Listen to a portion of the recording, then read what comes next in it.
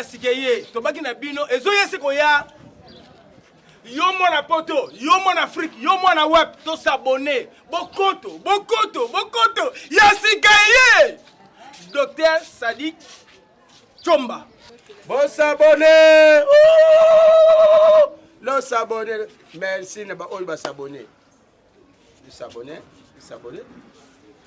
ah nkande ito bina bino makambo bene bandi botu langa nini tatu bo simise ko luka nini awo Docteur Chomba Sidik Docteur Sadik Chomba ye lui-même aye ko bikisa qui n'est pas guéri nana lingi lo bikote yo dala ngana biki yo no zelo ko venez recevoir la vie awa au poison bacheli mutu poison mutaza kubela maladi mo bomoni ya mulili bobenga numéro za sewa Docteur Chomba azo sala makambo sadi azo sala makambo aminene yako na bisa abonnez-vous massivement passivement non passivement yassivement vous abonnez-vous massivement na Docteur Sadik Chomba TV Docteur Sadik Chomba TV télévision na makambo tala ya sika oye na makambo kitoko bokutala ba théâtre kitoko bagaga kitoko ba vangu déjà beaucoup seka c'est beaucoup monde ba humour ba théâtre ba émission beaucoup mona kitoko yango nde eza danger tu veux quoi les enfants yo limobela kaka ba yade ko pumuka kwa ndeke yaka basi samo Sadik Chomba ye azana sima prison natale o babenga kama kala vérité ye mutaza na poison butinda ye mutabeli AVC thrombose comme benda liboku bo boyana ye awa bobenga na numéro wana bobengi le sabone. Bonjour na balanda biso surtout ya chaîne na biso Sadik Chomba TV bino to bolanda ka biso partout ailleurs bozali en tout cas bino toujours là nombreux ya kolanda biso na chaîne na biso en tout cas to sepela ka mingi na intervention na bino je crois que tout le monde a que mosala to salaka et quoi ya ka vraiment na matoi na bino vraiment et tout ce qu'on sait pas tout ce qu'on parle ici je crois que donc je suis fier parce que c'est que ça est bien capté à tous les Africains du monde et à tous mes frères noirs, partout vous êtes dans le monde, partout vous êtes vraiment, nous sommes ravis, nous sommes vraiment du cœur avec vous, partout vous êtes dans le monde. Merci beaucoup. Aujourd'hui, je suis ici pour vous parler un peu des inconvénients, des conséquences des maladies qui menacent notre continent. Moi, je parle souvent de l'Afrique parce que je suis un Africain, je suis noir, je suis un Africain. C'est pourquoi je me bats beaucoup pour ma peau, je me bats beaucoup pour mes frères africains, je me bats beaucoup pour l'élévation, pour l'avancement de mon continent d'Afrique. Merci beaucoup. Je serai aujourd'hui un peu court là parce que j'expliquerai en français et en lingala. En tout cas, vous soyez un peu compréhensif, de tolérer un peu mes mots, que vous ne serez pas vraiment à bien les digérer. Merci beaucoup à vous tous. Je commence d'abord, je vais vous dire ici que je parlerai d'abord des maladies qui frappent l'Afrique noire. Pourquoi l'Afrique souffre-t-il? Pourquoi l'Afrique continue toujours à souffrir? Pourquoi l'Afrique règne toujours dans les misères, plus que tous les autres continents qui prennent l'air en voie de développement? Merci beaucoup. Nakobanana nous na maladie oyo to bengi tension artérielle. Les maladies qu'on appelle au nom de tension artérielle. Qu'est-ce que tension artérielle? La tension artérielle, donc, c'est les mouvements du sang. C'est les mouvements du sang. Quand le cœur commence à pomper le sang à une vitesse supérieure, c'est ça qu'on appelle appelle la tension artérielle. Donc cela veut dire que le cœur commence à pomper le sang aux valeurs supérieures de valeurs supérieures aux valeurs normales. Comment expliquer? Au moins soki muteme comme ko pomper makila et comme ko tindika makila mbangu na koleka valeur o nzamba chela yango elekiselaka makila. Parce que la valeur normale, il y a tension artérielle et la tension artérielle, il y a deux mouvements. Il y a systole, il y a diastole. na systole na biso tozalaka systole, cela veut dire omoni soko ki hôpital ba komela yo par exemple ba komela yo 120 sur 60. Donc les 120 tu es les colonnes, c'est ça que on to bengaka diastole et les sur wana to bengaka systole. Donc c'est dire quoi, la valeur normale et attention artérielle, parce que cause na batum sous tension na wango ezalaka 11 12 sukana ezakana 13 wana tozolobelana diastole. Donc abandi na 11 akina 12 na 13, là on parle là diastole. Systole abandi na 5 ayazakana des mouvements azana 60 50 na 60 akomatamuke 70 a dépassé cette valeur, des valeurs on a cité constitué ceux qui ont remarqué que non tension na eza likolo déjà des valeurs on a cité sache les dire que comme déjà kokende soit na ba hyper soit na ba hypo. Quand on parle de l'hyper, quand on parle de l'hypo, on parle de l'hyper tant puissance ou vitesse, il y a tension et comme il colo, il y a vitesse normale ou un toko global comme hyper. Donc quand on parle de hypo, ce qui valeur normale à Kitty, Nassé à 60 ou 70 par exemple, hypo, par exemple, tension à comme une valeur à 10, 9, 10, 9, déjà on a déjà comme cochité. Donc aux autres, ça a déjà hypotension. Donc c'est ça, des mouvements, on a et ça a été tension à bissou et déranger bissou. Maintenant, quelles sont les conséquences? Quelles sont les causes?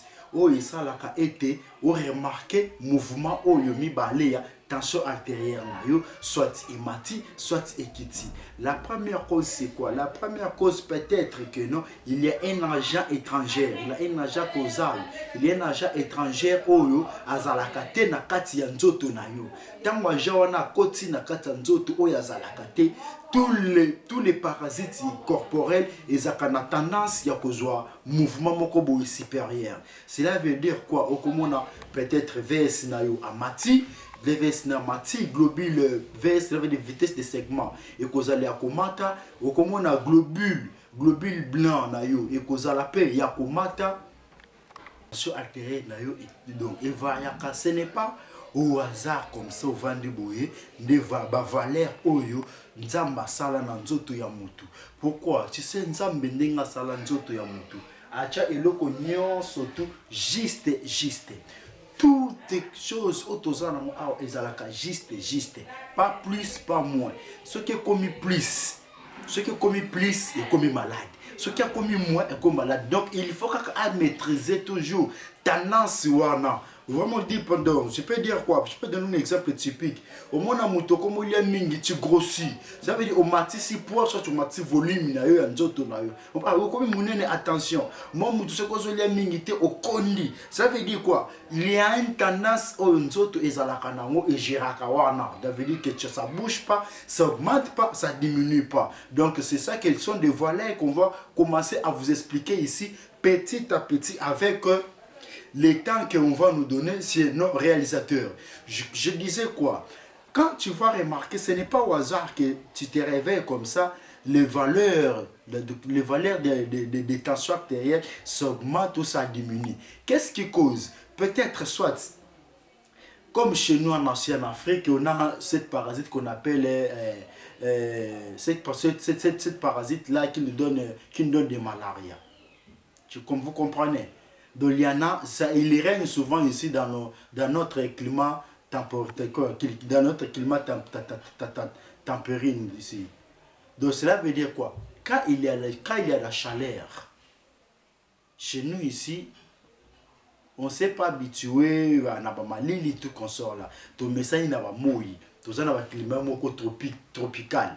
Le climat tropical où il chauffe à mingi. Il y a un parasite où a communiqué kabiso malaria.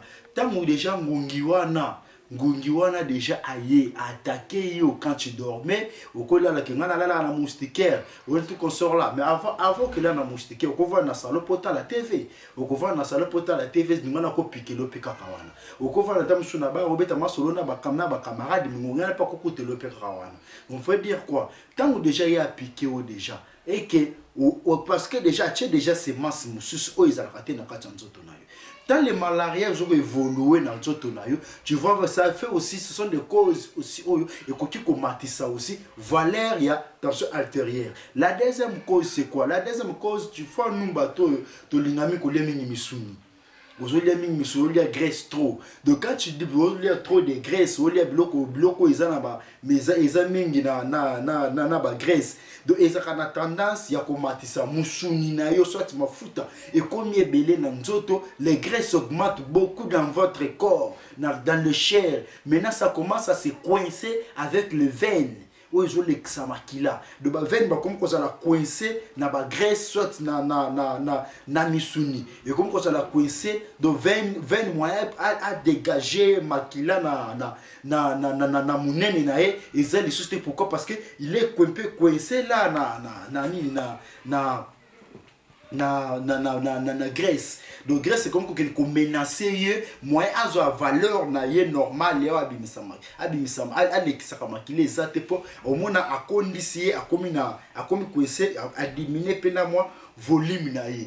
Là tu vas voir maintenant na place à dégager makila na kilomètre au soit na minute na seconde on nzamba chelaye akoka susciter parce que akomi kozala un peu coincé aza un peu étouffé. Là il diminue sa capacité ou il faut qu'il la makila soit il s'augmente. Pourquoi? Parce que c'est ça que non il est maintenant en danger à comme ko lekisa et on mona mingi mo mutu bato minene bazami na ba tendance ya ko souffrir ba maladie pareil on mutu waza munene ya obela ba tension pour tout comme ça munene. Donc ce sont des causes là qui causent que mutu au ezala bongo. Maintenant quoi, qu'est-ce que tu dois éviter? Tu dois te mettre dans tes régimes alimentaires normal. Tu dois te mettre dans tes régimes alimentaires normal pour éviter ces causes ici. D'autres causes c'est quoi? Ce sont des raisonnements. Ce sont des raisonnements qui fait aussi la cause de cette maladie. Quand tu réfléchis trop, tu raisonnes trop. Oui, on sait que nous sommes en Afrique, oui. On doit raisonner. Pourquoi? Parce que nous ne sommes pas riches. Les continents souffrent d'abord et toi la personne. Tu dois toujours subir parce que c'est notre continent qui souffre.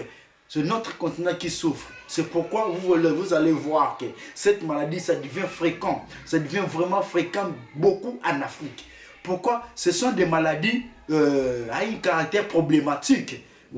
Les mouvements de boyer, tu raisonné depuis ton étanaki jusqu'à l'ère des 12 heures, les enfants n'ont pas encore mangé. Et toi, papa, tu ne seras pas à l'aise. Un bon parent responsable ne sera pas à l'aise. Pourquoi? Ces enfants, ils cherchent d'abord à manger pour ses enfants.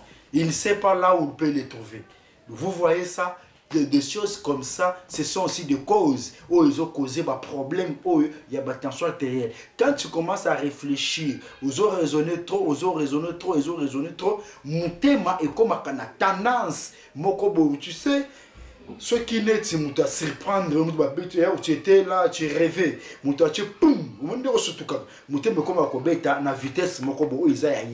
c'est comme ça. Quand tu commences à réfléchir, des problèmes que tu as, le cœur change le système de ces bâtiments cardiaques. Il change de ce système de bâtiments automatiquement. Il commence à battre à une valeur là supérieure, soit à une valeur là inférieure. Dans ces cas-là, donc, c'est quoi les conséquences? C'est les tensions qui dérangent. Les tensions qui dérangent parce qu'il est souvent géré sur le cerveau. Vous voyez, il est souvent géré sur le cerveau. D'où de tous les problèmes que je suis en train de citer ici. Tous les problèmes que je suis en train de citer ici, leurs conséquences, c'est au cerveau.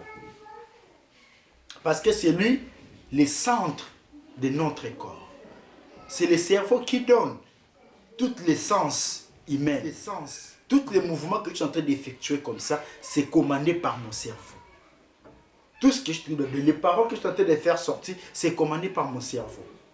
C'est lui une grande appareil qui gère le corps humain. C'est pourquoi vous allez voir que toutes les tendances là, ça viendra ici. Parce que tu es surchargé, ta tête tourne. Tu cherches quoi manger, comment scolariser les enfants. comment payer les loyers, donc comment prendre tes enfants en charge, et tes problèmes personnels que tu as là. Donc c'est un peu ça, ça dérange. Ce sont parmi aussi des causes de cette maladie-là, de tension artérielle. La troisième cause de cette maladie, bon, j'ai déjà cité aux trois que la quatrième cause de cette maladie que je peux causer, ce sont des problèmes spirituels. Des problèmes spirituels, comment tu peux rester là, même au travail, dans tes familles, ici, surtout chez nous, au Congo, si vous êtes des héritiers d'une parcelle, si vous êtes des héritiers d'une parcelle et que toi tu refuses, les autres sont d'accord pour vendre votre parcelle et toi tu es laissé la refuser, oui, l'État ne donnera pas accès aux autres là pour vendre cette parcelle. Maintenant, qu'est-ce qu'on va faire? On peut aussi te chercher dans l'autre façon. Bandekono bakoko tapé ndakwanganga pour babibisa yo. Et l'arme là au babé taka et touchaka directement ni touchaka mamoko là. Il y a ka mingi ba cause des attention. Tu peux voir quelqu'un qui a bien sorti, a un problème, il a habilité, a sali fièvre, a commis pour AVC. Là, c'est les maladies où on a dit AVC. Mais les problèmes naïe, mokolo naïe, c'est la tension artérielle. Vous comprenez ça? Balukio nanzela mulili, nanzela tamsa camarade ya musala, nanzela tamso ki moi sia batu, nanzela tamususu, ba problèmes familiaux, ba problèmes moi belé peu sur les plans spirituels là que je suis en train de dire. Maintenant beaucoup donc pour t'éliminer on peut te faire ça. On tourne comme ça, on était là bien, on peut bien banni pour poser arme on est kabolio, au salimba la mok AVC. AVC wana eza malade ou eza lié na tension artérielle. Peut-être tu entends parler de l'AVC, AVC. AVC là, A c'est l'accident, V des vaisseaux, C sanguinaire.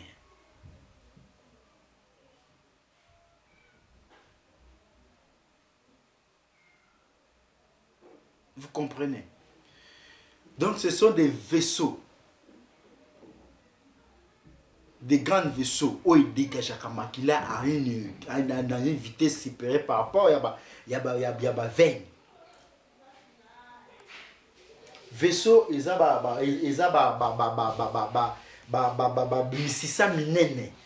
il y a misisa munene oyo à travers Alexaka Makila na vitesse moko supérieure par rapport ya ba veine.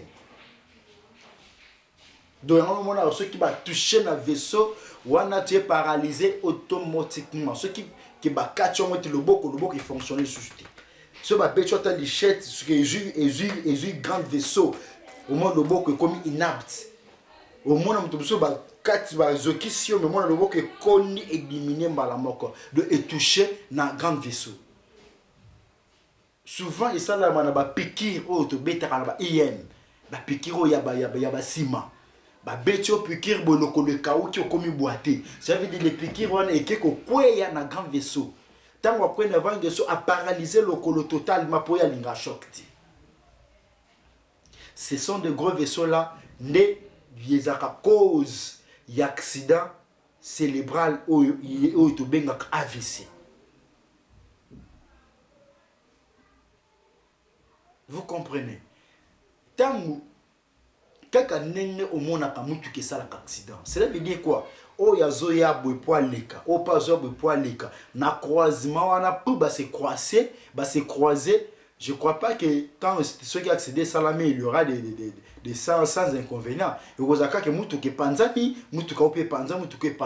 C'est ça qui s'est fait dans nos têtes, dans ce cerveau ici, au camp de l'ère de l'AVC. AVC, tant que Makila a une vitesse supérieure, ou pas une vitesse moussou, motema est comme à une vitesse supérieure. Ce que yep azum ko tambola na vitesse moko supérieure. Donc place ba ko tout bazata ba tambola na vitesse moko normale té. Parce que ça vitesse normale,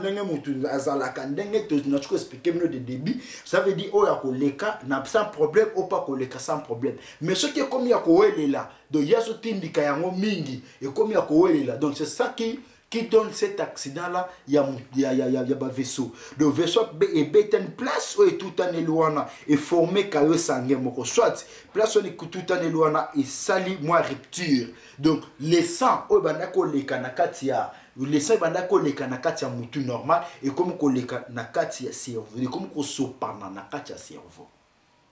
Et à ce moment là tant laisser comme ko sopana na katia cerveau, c'est par là na partie au sein que là n'est que paralysé par tuant. Automatiquement mutu ko s'affaiblit na elle moko. De elle muté ma va na ami no elle examine ya kokufa.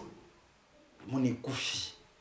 Le boko ça la susté, le collet ça la susté, mon ko etengami donc ça veut dire kabwana kapena katikati boy. Ce sont des causes. Oyo na tiko cité les bino awa ezalaka producteur ya AVC otolobaka min AVC les autres zo le belongo poni parce que ça maladie moko boy ezo e comme fréquent vraiment na kati ya mboka pe na kati chez biso en Afrique et comme peu maladie moko fréquent il y en a d'autres des maladies au batu misusu ba bela kayangote pourquoi a bela kayangote parce que vivre bien il mange bien. Il vit bien. Donc, comme chez nous aussi, dorénavant, on bloque les ala quitté en Afrique. Tant que bakoko na biso o ba veso ezala quitté parce que azolia bio, aolia eloko o eza non eza pena ya bien et outil fraîchement tout consort là. Mais chez nous ici en Afrique, to comme qu'on souffrir manque d'alimentation. To comme qu'on soit maladie mususu étrangère manque d'alimentation. En Afrique, on mange plus bien. Tu peux voir quelqu'un qui a 3 ans, à 5 ans, à coquiller nos vitamines, surtout en zototé. Lila les bini, aliata lila la rien taliété. Si lila les collimons, quand tu as soit comme la tamaya lila la haute. Anana et bimi, a tiré un écho aussi la boutique à la tête collier à moi tam colomo côté. Qui consort là, tout, ce sont des fouilles là. Dieu il sait pourquoi. Yo monte que bima. Est-ce que yo souvent faut voir ba fouiller bima yo se donne un balamoko. Pourquoi il y a qu'à saison par saison. Tu dois en profiter na saison où on a au moins les bimi. Ça la ta fois choix. Au lieu moi ta pendant na moi na période na wana. Au lieu moi ta 10 fois ya pamba oyo. Et fisc etika vitamine wana etika na kata nzoto na yo. Nous marchons tous en la vitamine incomplet dans nzoto.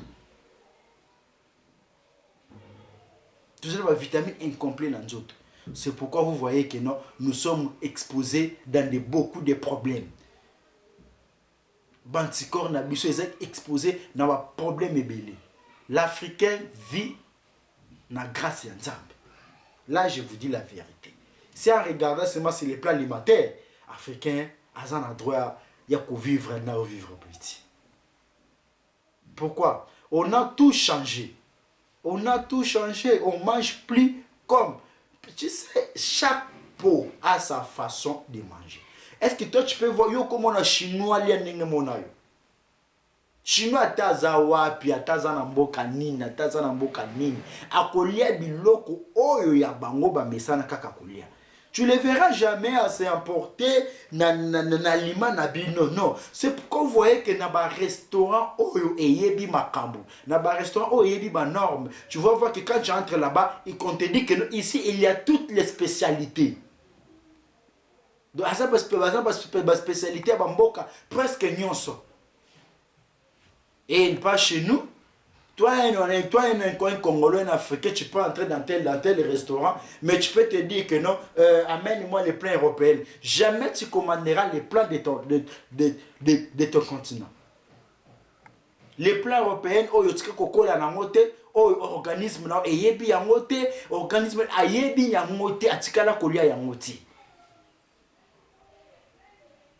c'est ça qui nous tue, nous les Africains, c'est la complexe d'infériorité. Tu vois que ce qu'on commande Fumba aux Okasoni, ce qu'on commande pour Namades aux Okelangosoni, ce qu'on commande Fufu Kolobaku tout aux Okelangosoni. Mes chers amis, comprenons-nous. totika complexe oyo yango ne comme ko bomisa biso totika complexe oyo yango comme ko bomisa biso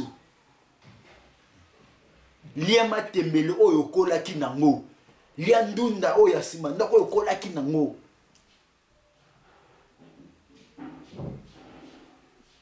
koko na biso koko no asala ka shawarma to asala ka hamburger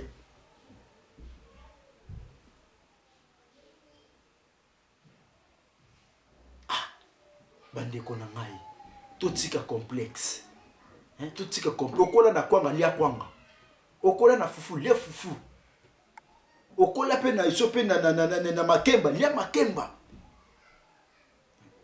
pourquoi olingi ko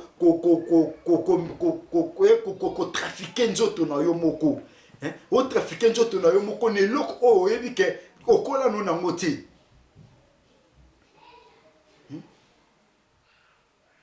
Bansete na biso baeba shawarma te, baeba hamburger te. Mais tu vas voir une faïla, oh non, chez nous aujourd'hui on prépare pour manger qu'à les restaurants. Restaurant qu'on a vaillé kanini, à quel hamburger, à quel shawarma, à quel sopenini wana, je sais pas moi. Jamais un Africain, surtout les Congolais. Surtout les Congolais, vous avez un complexe wana makasi. Au continent restaurant pour demander, on te dit bien que ici on a toutes les spécialités. Au moins, les Chinois, au côté, on a recommandé jamais plat européen. Jamais plat na biso ba congolais. Akoya wana pena la cuisine chinoise. Aye pena wana alelo sur le bon bachaka ba mai wana alelo. Ils se sentent à l'aise. Ce sont les aliments oya mesani nango. Il est à l'aise à ça. Ne regardons-nous. On nous a dit ici que basoso na batomso bazo kita o ça la fête biloko formol o ça la fête pour zo kita so que c'est les mba o so 4000 francs te o ya rotambo so que wenza mariano ko so ntaba o ya rotambo la te. Qu'est-ce que vous voulez? Bambisa mai eza arabo soki oke kingabwa bambisa mai eza za wana kuti ezotula kuti bato kosomba bazate po zomona mbisi bachoko lobele bale azana pa zotambola nanu doko bome yo moko kache yo moko lembe yo moko le yo moko miliyo zozela mbisi oyo kufa sope banambula nini ekufa ba conservant sope combien de fois ezotambola tambola pendant combien de mois ya masuwa combien de mois ba trafic ba awa ya ngondi yozozela ekita po ya kolia ozozela soso na nonga boma so boma kufa na maladi nini so kufa ndenge nini oyebi ndinga kufela te yendo ozozela ti nini ba aya so wana yendo ozozela po lia. Et ce sont abisso moko awa ya mboka olingi kolia yete ozo kenkele ozo mone salité o wana na utaki lola kitaki côté na carton yena za propre. Les Congolais botika ko rêver yango moto zo umila susuti ba maladie mususu ezalaki ba maladie mobo ya ba papa ba lekela tango nde ba papa o déjà coli il a tout fait avant d'ici vie makambuto sili. Donc, mais chez nous ici c'est changeant. Chez nous ici c'est changeant. Tambola c'est une ville où il y a Kinshasa. Tambola c'est tout nous le Kino. Tambola la ville de Kinshasa c'est 100% il y a des jeunes. 80% des jeunes ba opéra ba. Moi moi si ba opérer ba miom. Na âge à 30 ba opérer ba miom. Moi na mobile kuna ba prostate, o so pe ku ba hernie, o kuma appendicite, o mona tout 80% ba jeune bazana ba opération.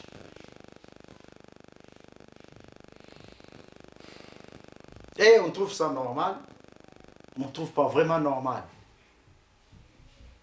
On trouve pas ça normal d'être aux mona onga keke ils ont malade yé tout consort là babilo comme sous il faut qu'on boya comme na ba vie mon frère babilo mususu un peu tout se poser ba question toujours tanga te toujours que débat toujours tanga hein tout ce kana kaka tika na makambo toujours tangela te aujourd'hui tous les jeunes qui n'ont pas comme politicien aussi ces classes au le moi français ni ba lemisato yo wana mbangu na TV comme politicien.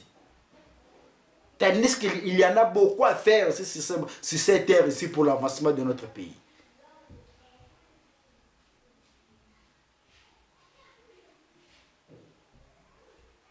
Il y en a beaucoup à faire ici. Quand vous entendez parler de Papa Jeannot Bemba, Papa Jeannot Bemba, il était qui? Ministre, hein? Il était qui? Un homme d'affaires. Il y en a beaucoup que je ne peux pas même pas citer parce que moi aussi, je n'ai pas encore bien maîtrisé ça. Il y en a beaucoup de commerçants qui vivent, qui vivent dans ces moyens, dans les mokili, qui sont dans politique.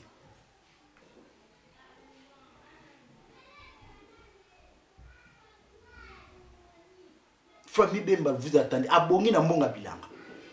Abongi na monga politique. Te na mongo sope ya koteka ba vivre faire potota. Ateki café.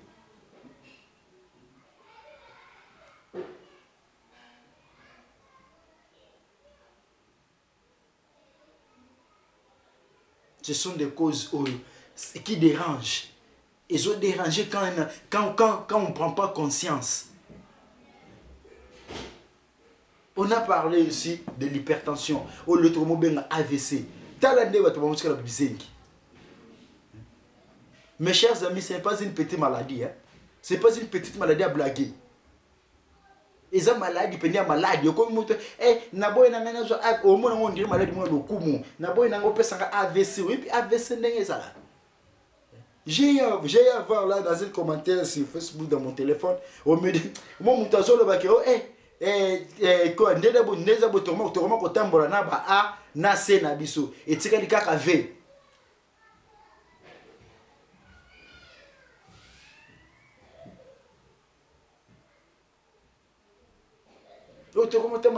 na AV na biso ezanga ka C sokaka okupengani mbala moko C. Toi tu crois que c'est ça blaguer okobela ngo ya kwa malaria okobela ngo ozu schéma kinini obiki non avec ces maladies monene ko sala ba gene ya moté des maladies moko oyo echaka muto entre la vie ou la mort. Na kati AVC il y a deux branches dans cet AVC là. On a AVC hémorragique et AVC ischémique. L'AVC hémorragique, c'est ça que je viens de vous expliquer. Quand le vaisseau est sali accident et que panzani makile bandi ko sopana na mutu, c'est ça qu'on appelle l'AVC hémorragique. L'AVC ischémique, quand il y a l'accident, il n'y a pas de signes patents. Ça veut dire quoi? Il n'y a pas les signes patents de makila, vaisseau exoquité. Vaisseau exoquité, on les appelle, on passe à la rapport moussou na bassin, donc augmenter ce cas attention, c'est ça qu'on appelle l'AVC ischémique. C'est lui qui est facile à réparer, hein? Parce qu'il n'y aura pas de signes patents. C'est lui qui est peu facile à réparer. Mais quand il y a l'hémorragie, mes jeunes frères, au côté au combo na kobanda ko tambola, au côté les matin, deux hommes non zo kufa malembe, pe au côté comment, pe comment on a robima le lobité. Ça peut te prendre 6 mois, une année, c'est celle Dieu qui sait. Jour aux hommes en vie. Alors, il faut éviter il faut pas attendre des conséquences. Il ne faut pas attendre des conséquences. Je vous ai dit que ce sont des causes. Donc tu dois maintenant te prévenir à se dire que non, ce sont des causes. Donc je dois éviter ça pour comme la réalité. Il ne faut pas t'exposer à la merci de tous parce que vous souffrez. C'est bien de réfléchir parce que les conditions sont difficiles. Ben tant qu'on joue avec ça, on peut se solution à venir du beau temps.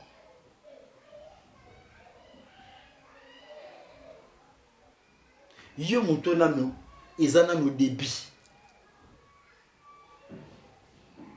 Yo muto ezana no débit nan. Avec sermo ezana no débit, tension ezana no débit. Ozomona que ezana valeur juste été. Il faut pas entendre ba déclarer hypertendu. La tension est dérangeante. Comment on le commuté? Conseil européen ça yo que ne mang na cabinet docteur Tchomba Sadiki. Que nous avons traitement. Que nous avons traitement.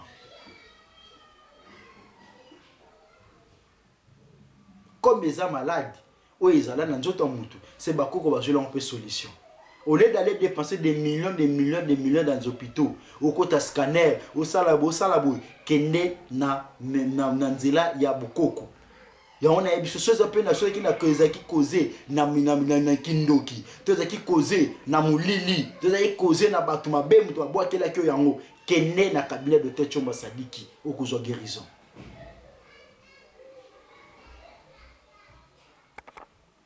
Yo muto dejo koya ki déjà na mbeba wana. Yo muto zo tala ngai dejo za na bozana ndeko bozo dépenser ces dépenses sur dépenses na l'hôpital. Na pesibino boke na cabinet de Docteur Tshomba Sadiki na venu Lukengo numéro 19 na sima ya prison Makala. Prison centrale à Makala, na sima prison centrale à Makala na petit pont so bokomi wana soki ke bongi adresse wana bozo ba mamero je défile bande d'écran yo muto koyi na vidéo oyo yo muto koyi na ba vidéo oyo ozu numéro zo le kana bande d'écran wana benga numéro wana bako dicter yo malembe kokoma na kati ya cabinet wana et oko trouver solution ya papa na yo oko trouver solution ya maman na yo oko trouver solution ya mwasi na yo oko trouver solution ya mbaya na yo oko trouver solution ya ndeko na yo. Il ne faut pas arrêter de dépenser des millions dans l'hôpital.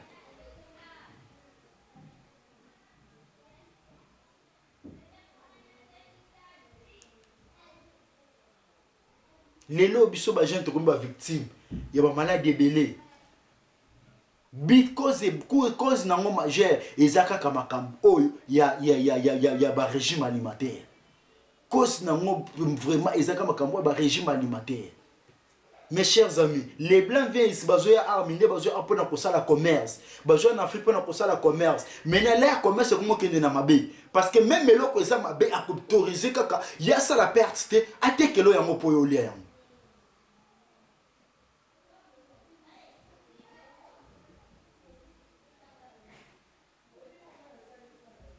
Bokendaka ba wenze vous les mamans bokendaka ba wenze wana boke wenze oke je place ni jokutana na mundele a osoma biloko place monayo même ceux qui achètent des poissons dans les supermarchés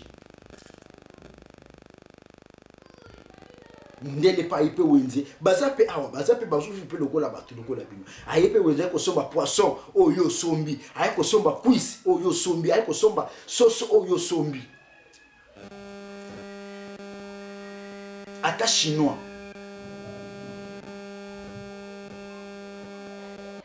Okomonaka bangoti.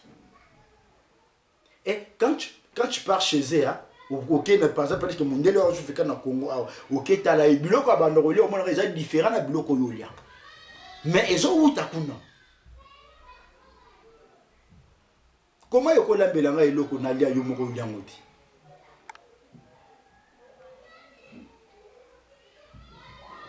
Et vous, nos dirigeants, autant que vous avez payé à Burkina Faso, pour banini. Parce que mon monnaie d'abord il y a Thompson.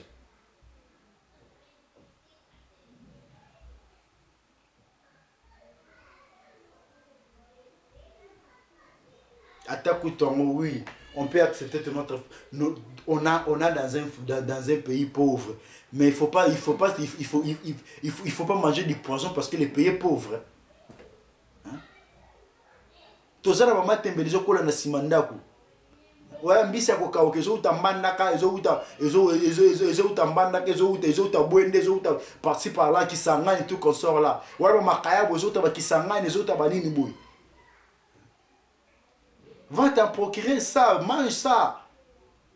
Sosa na mbongo ya kosomba tabate wana mbongo kosomba ya kosomba ngulute wana mbongo ya kosomba sope nini te sope nini mbisa mai te somba tambisa kokauka chana matembela mbela bana bali otuti pilipili bana bali et dépend de ça qu'il faut ça comme ton mbongo te pour manger les matembe il faut ça comme ton mbongo ou pour manger les pondus il faut ça comme ton mbongo.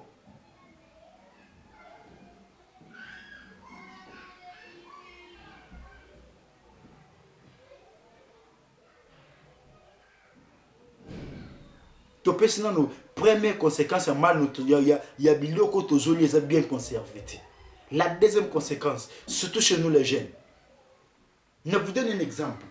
Au moins, papa est un wakala, moi, koko na ngai, même à ta côté, koko ya boute maman nanga. Azaki na 12 ou 13 femmes. Il a 56 enfants. 56 enfants, s'il te plaît.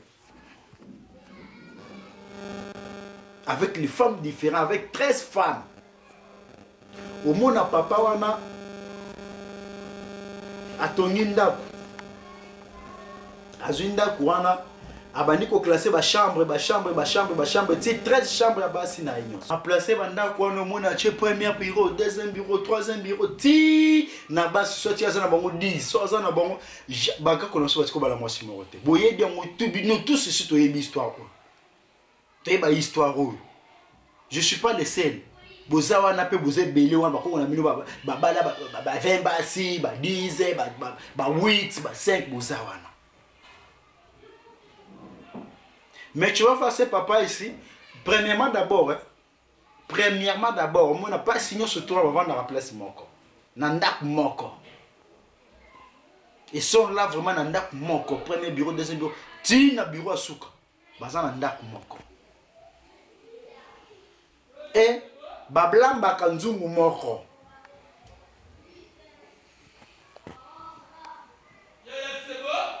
Balamba kanzungu moko.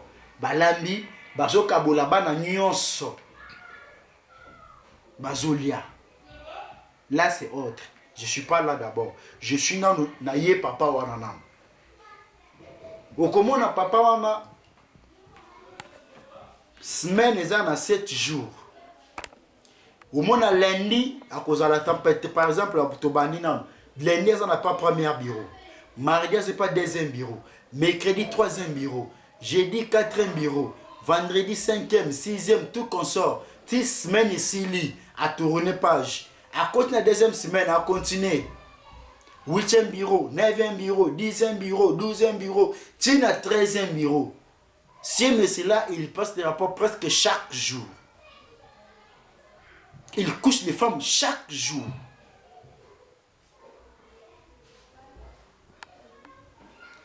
Okoyokaka jamais moi si moko atrisha ou moi si moko abima libanda poza satisfait. Toyokati comment moi si moi abima libanda poza satisfait jamais. De moi si nyonso même si on le couche 2 fois dans mois, même si on la couche 3 fois dans mois, elle est satisfaite.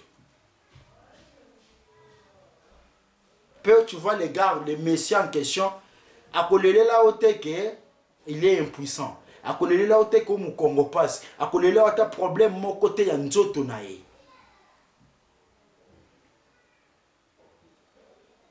Peu imagine toi muto bongo zo bota, aboti 50 bana. Mais au comment il est toujours fort. Net ba okuta wa village mota mususu aza susu ba misala bilanga, misala ba chasse, misala ba boy. Il travaille plus que toi, qui est toujours assis pendant 8 heures, pendant 5 heures d'état dans un bureau. Il n'a pas quoi l'angle, tu es là l'hémorroïde de comment déranger. Aujourd'hui on se plaît beaucoup. Tommy Kolela. On se plaît beaucoup. Aujourd'hui, tu souffres de l'hémorroïde. Demain, tu es là avec les impuissants. Demain, ici, tu es là. Donc, tout le monde souffre de maladie étrangère. Oyo ba koko na biso ba tikala ko souffrir na ngoti. Mes jeunes frères, même à ta leçon, côté à ta biso ta muketi. On a un problème sérieux, nous les jeunes. On doit prendre ça en charge. Total, non, mais qu'est-ce que les coco banako ça? Tu peux me dire que oui, babanako lian zete oui, nandimi. Nzeto na pesilate, si le long zeto ne ça. Nous les jeunes to linga kako lian zete ti.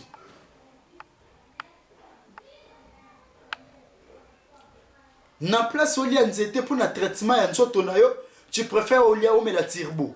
Tu préfères comme la légende. Tu préfères comme la Guinée. Et avec les mélanges là qui se fait ces derniers temps, mon amour, Azu Agena XL, Sangisi Yango, Azu se peut power, son moutou rouge, tout qu'on sort là, c'est seulement pour qu'on satisfait moi, ce que nous avons au balité. Oh, couchaka occasionnellement. Mais au commis déjà, Nini qui boumou, comme Koufao déjà. Nan balité. kimobali comme kokufo nano ko tobotite.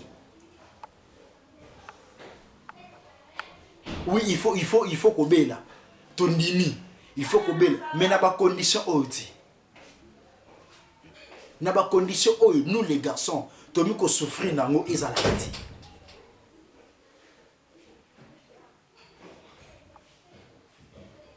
Ozo lela, ozo souffrir nanu ko to baliti. Nanu ko to obotite. Mais qui mobali kufio déjà. Mon jeune frère, dites-moi vraiment. Yo muto kusha moi c'est occasionnellement. C'est cause occasion. Tam sou na moi ko kusha tam sou 3 fois ya pam. Tam sou peut 2 fois.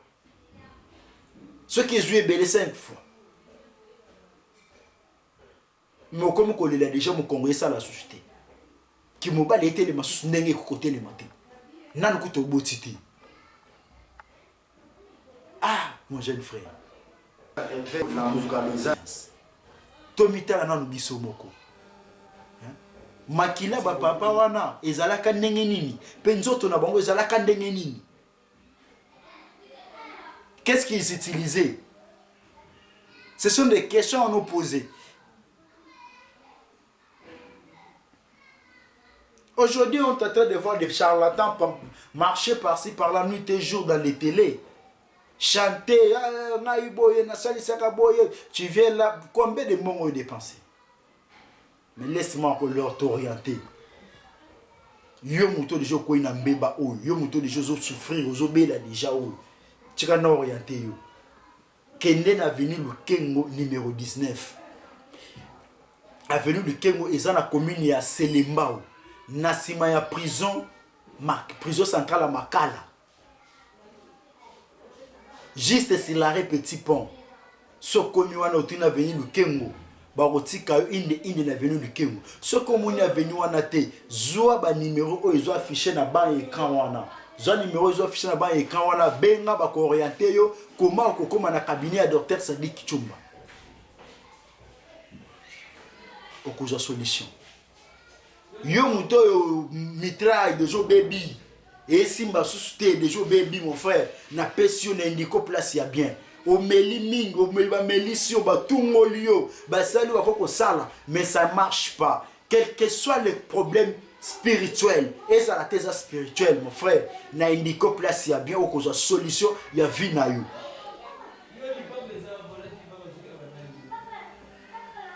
Je te conseille na okelo mawa. Yo jeune o okoma muninga kifaru. Yo jeune o okoma muninga ya ankoro. Yo jeune okoma muninga ba mutu rouge. Mes chers frères, en tout cas, le temps n'a kundiké yo. Là c'est pour calmer les maladies. Donc c'est comme ça. Mes frères, vous trouvez un Congo normal. Moi, je suis la moutou. Alors, quand moutou passe, ça a tendance à comme la paracétamol. Et ça, calmement, pour juste pour apaiser. Mais ce n'est pas au fond, il y a maladie non traitée. Vous voyez un peu. Donc, tu es là au soigner caca, Nicolo. Mais ce n'est pas au fond, il y a maladie non soignée. Les maladies restent. Et à continuer à comme calma, tu t'es détruit toi-même. Tu te détruis toi-même sans le savoir, mon frère. Je vous ai dit que non, quelqu'un qui n'a jamais mis au monde, mais il souffre déjà de l'impuissance sexuelle. C'est la sorcellerie. C'est la sorcellerie. Tu n'as jamais mis au monde, tu t'es jamais marié, mais tu souffres de la prostate. Comment ça? Oui, on sait qu'on mange, on lié biloko comme abeille.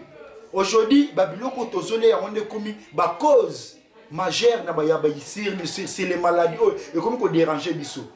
Hémorroïdes comme qu'on impuissante comme qu'on dérange biso. C'est lié aux aliments, aux produits alimentaires qu'on est en train de manger. Yo nous lait là plus fort. Au lait là poisson. Au lait là sauce à chambre froide. Ce sont des causes.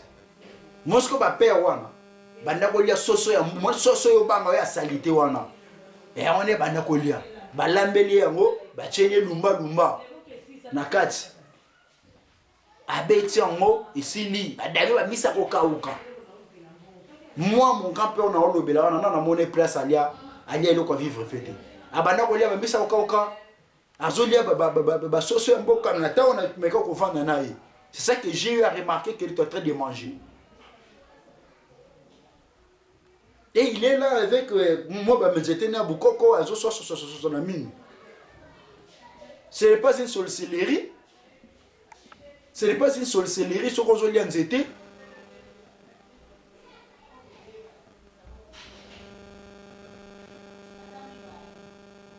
C'est votre protection, mon frère. C'est pour ton bien, c'est pour ton corps.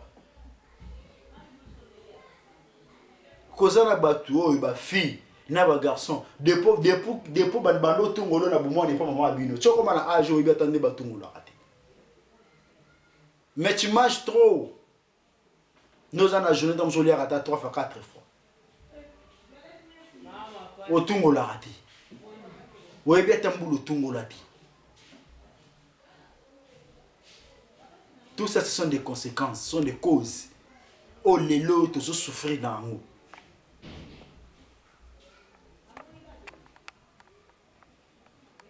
Ma sœur, mon frère, nous devons un peu revoir un peu ce qu'on a. On doit un peu revoir, ne trouve pas tout normal, qu'on trouve tout normal. Pour n'habiter, n'habiter, non, on a mon côté, na mon côté qui est impuissant sexuel pas mon délit. Pour nous à la rater. Bango ba pesi combo, biso souffrir nango. Bango ba ina combo prostate, bio comme fréquent en Afrique. Et comme fréquent en Afrique. Ba okut bato bando bota ming, ba bota ba 5, ba 50 enfants, ba 70 enfants. Ba titi ba kofi ba ke ba mabeleta musu ba tikala ko bala ko bela ba prostate. Bao bando pour vivre na ba 10 femmes, 12 femmes, 13 femmes, 14, 15 femmes, 20 femmes. Si ba ke na mabele ba tikala ko souffrir na ba prostate. Et yo muto ota mona mwasi moko. Yo muto ota mona mwasi moko. On doit un peu se parler, on doit un peu se dire, mes frères, mes jeunes frères, mes frères.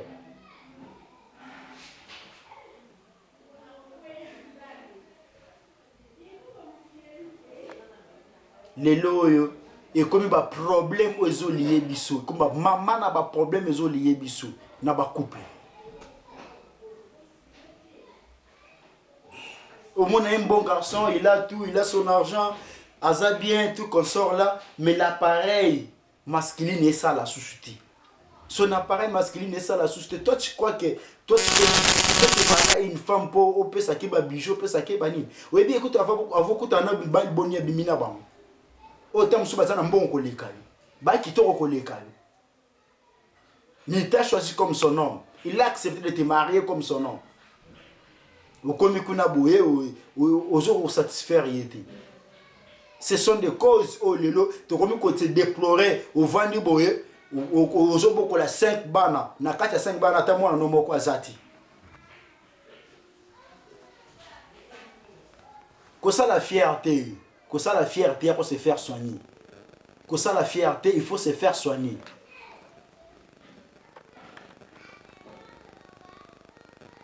Docteur Sadik Tshomba za on a pour porter solution na ba problème o nga nazo cité a. Il est là présent, il est là apte. Eux à la qui attaque peni na we konda et comment mukie et comment mukuse. Ya kozo kisa bukoko. Ya kozo kisa okoko na bina bana kolia. Ya kozo kisa ba pigment. Ya kozo ndika, ya kozo kisa ba pigment.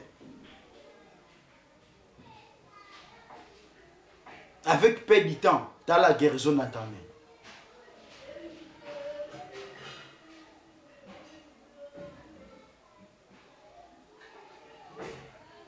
Et là que ça la kao babengaka moi si na mobile, c'est les rapports sexuels.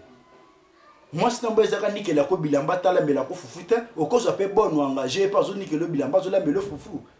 Il y a besoin de relation qui est bonne. Une femme, quand on te déclare que non, tu es son, il est mon homme, c'est parce que tu la couches.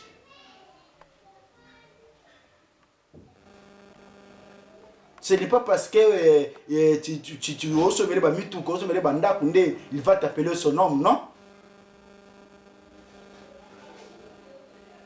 Elle sera fière de toi parce que tu es tenté de la satisfaire à 100%. Il faut être un homme. Il faut voir loin.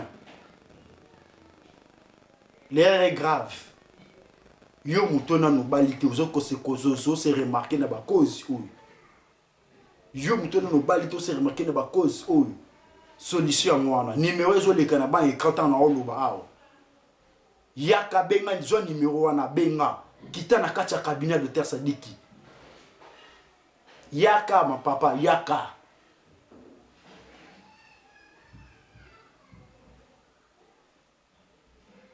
Pourquoi aujourd'hui vous êtes là, besoin vieux baba nigérien? Mais si les plans statistiques, moi j'ai à les vérifier, oui, ce sont les Congolais. Bazaka un peu en Iran en bête. Mais aujourd'hui, les Nigériens vont botter la biso. Les Sud-Africains vont botter la biso. Waro, tu vas Waro, vont botter la biso sans naso. Pour Balia quand c'était trop. Beaucoup les gens ont sope café, sope tobo, so café tobo, so café ni ba melakawana. O les gens ont mutasuli banzete. Il sait le secret en zete. Et toi tu es là où ba fier, ba shawarma, ba nini boye. Kune logote. Tika lo lendo. Tika lo lendo. Moi ça lingote pour la taka bien. Moi ça lingote posa beau. Moi ça lingote posa mbongo ebele. Pourtant msova yo, alibima mbalo yo kutu mususu. Oyo yo hotel matin na sans frati. Alors mbalo tam hotel matin na botiti. Alors mbalo tam yo hotel matin. Mais aujourd'hui c'est toi qui es là. Tu dois marquer ton époque. Tu dois la marquer comme tu prouves là que tu es vraiment un homme. Tu n'es pas tâtonné.